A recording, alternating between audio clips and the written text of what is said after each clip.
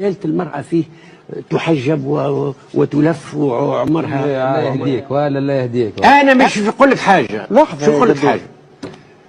هل أليس في الحجاب نوع من الإغراء؟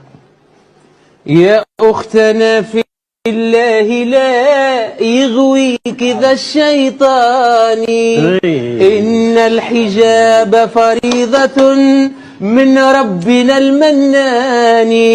إنا سمعنا أختنا قولا عجاب، قالوا كلاما لا يسر عن الحجاب، قالوا ظلاما حالكا بين الثياب، قالوا خياما علقت فوق الرقاب،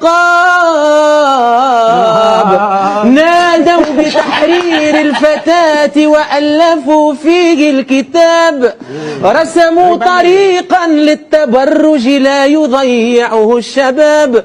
يا أختنا هذا عواء الحاقدين من الذئاب،